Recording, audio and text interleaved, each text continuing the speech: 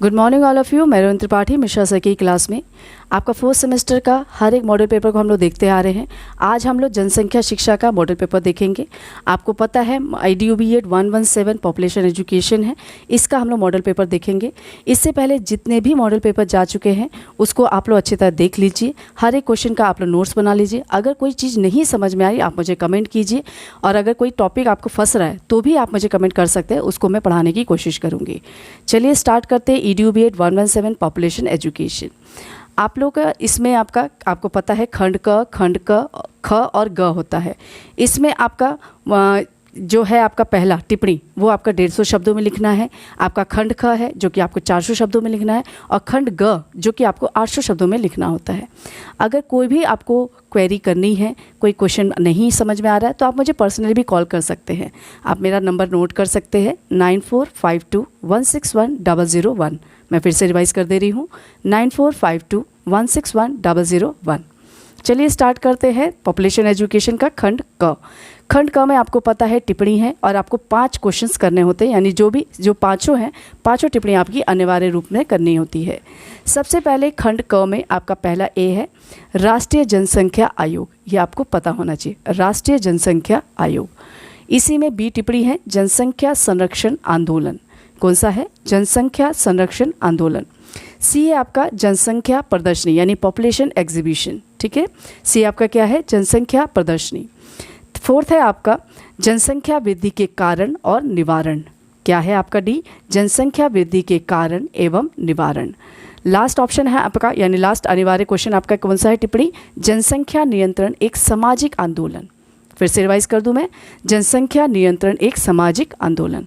एक बार मैं टिप्पणी को फिर से रिवाइज कर दे रही हूँ। राष्ट्रीय जनसंख्या आयोग, जनसंख्या संरक्षण आयोग आंदोलन। फिर आपका है थर्ड जनसंख्या प्रदर्शनी यानी पॉपुलेशन एग्जीबिशन। फोर्थ है आपका जनसंख्या वृद्धि के कारण एवं निवारण, और लास्ट है आपका जनसंख्या नियंत्रण एक सामाजिक आंदोलन। ये तो खंड क हुआ। खंड ख की बात करें तो खंड ख में आपका सबसे पहला क्वेश्चन बनता है जनसंख्या वृद्धि से पर्यावरण पर पड़ने वाले प्रभाव का वर्णन कीजिए। क्या है आपका? जनसंख्या वृद्धि से पर्यावरण पर पड़ने वाले प्रभाव का वर्णन कीजिए। इसी में और करके आ सकता है जनसंख्या पारिस्थितिकी की अवधारणा को स्पष्ट कीजिए, तथा जनसंख्या मनोविज्ञान की व्याख्या करते हुए उसकी विशेषताओं का वर्णन कीजिए। मैं फिर से रिवाइज कर दे रही हूँ, जनसंख्या पारिस्थितिकी की अवधारणा को स्पष्ट कीजिए तथा जनसंख्या मनोविज्ञान की व्याख्या करते हुए उसकी विशेषताओं का वर्णन कीजिए। इसी में क्वेश्चन नंबर 3 है आपका, जैसे 2 आपका और में आ गया ए और बी। ठीक है, क्वेश्चन नंबर 3 है आपका भारत में परिवार नियोजन का वर्णन कीजिए तथा इसकी सफलता के सुझाव बताइए। मैं फिर से रिवाइज कर दे रही हूँ, भारत में परिवार नियोजन का वर्णन कीजिए तथा इसकी सफलताओं का वर्णन यानी सुझाव दीजिए। क्वेश्चन नंबर 3 का बी है आपका जनसंख्या शिक्षा को एक अलग विषय के रूप में वर्णन कीजिए। क्या है क्वेश्चन? जनसंख्या शिक्षा को एक अलग विषय के रूप में वर्णन कीजिए।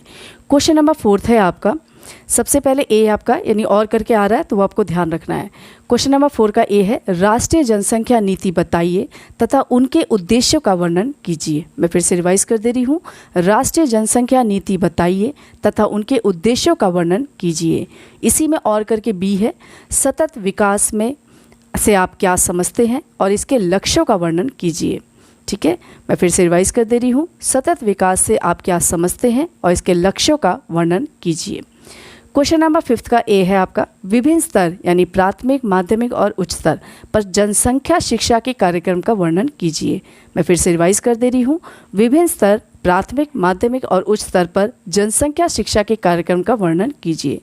इसी में आपका 2 है यानी कि बी है आपका जनसंख्या संरक्षण में प्रिंट मीडिया की भूमिका का वर्णन कीजिए। मैं फिर से रिवाइज कर दे रही हूँ, जनसंख्या संरक्षण में प्रिंट मीडिया की भूमिका का वर्णन कीजिए।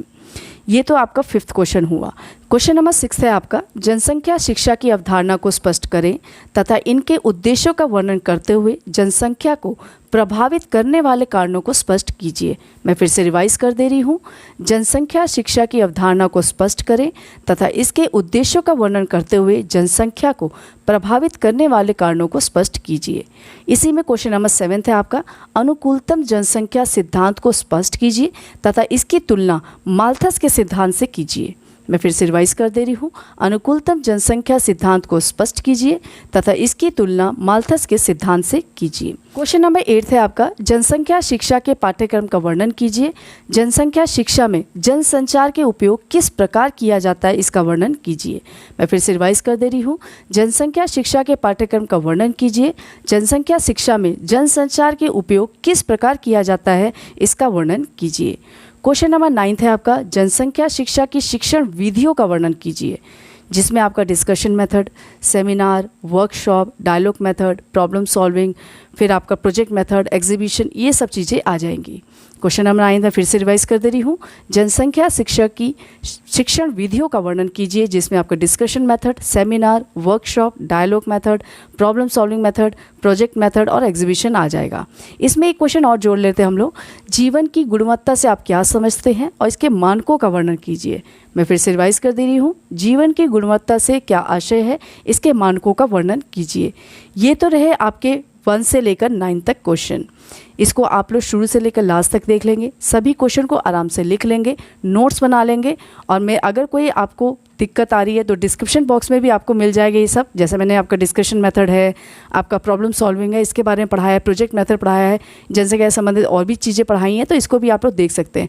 अगर कोई चीज़ नहीं समझ में आ रही है तो आप मुझे कमेंट बॉक्स पे बता सकते हैं। साथ साथ में आप फ़ोन भी कर सकते हैं, जो कि आपका पता है फ़ोन नंबर 9452161001।